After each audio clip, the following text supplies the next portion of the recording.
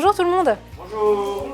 Je viens ici avec un jeu, c'est un escape game sac à dos. Silence Radio, en 2 mots, c'est un escape game pour parler de la santé mentale et de la santé mentale des jeunes. Il faut réussir à ouvrir le sac à dos, sortir les différents éléments du sac à dos pour retrouver Camille, essayer de comprendre ce qui est arrivé à Camille. Et au fur et à mesure qu'on sort les différents éléments du sac à dos, on trouve les facteurs de risque associés à la santé mentale, les addictions, les réseaux sociaux. La santé mentale est une urgence aujourd'hui. Et en Bretagne, peut-être plus qu'ailleurs, nous avons un fort taux de suicide chez les jeunes, le plus élevé au niveau de la moyenne nationale.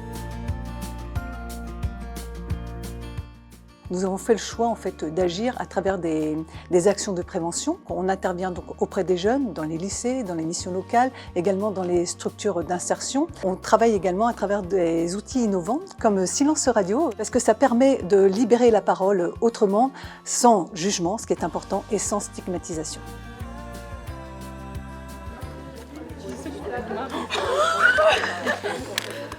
J'ai beaucoup aimé le jeu de l'escape game parce que c'est un jeu déjà très ludique pour les personnes de notre âge.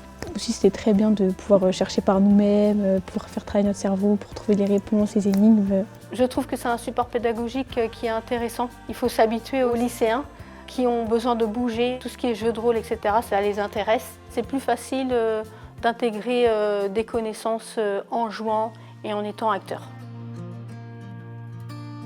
J'ai adoré le jeu. Justement, il m'en a appris beaucoup sur la santé mentale et maintenant je ferai plus attention. Ouais. Pour savoir même si par exemple on se sent pas bien, où on peut qui on peut contacter, comment on peut sortir de là. J'en retiens qu'il faut avoir une bonne estime de soi. Ça m'a ouvert les yeux sur la surconsommation d'écran. Il y a certaines choses qu'on ne savait pas et maintenant on sait. Les réseaux sociaux, ça peut créer du mal-être. Faut faire attention à ce qu'on poste déjà, être sûr avant de poster. Restez en contact avec vos proches, votre famille, vos amis.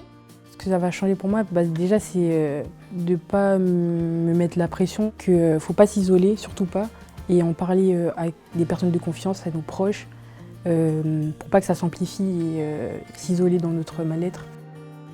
Nous espérons que ce jeu puisse en fait être pratiqué dans tous les lycées bretons, mais également dans les missions locales, enfin là où c'est nécessaire.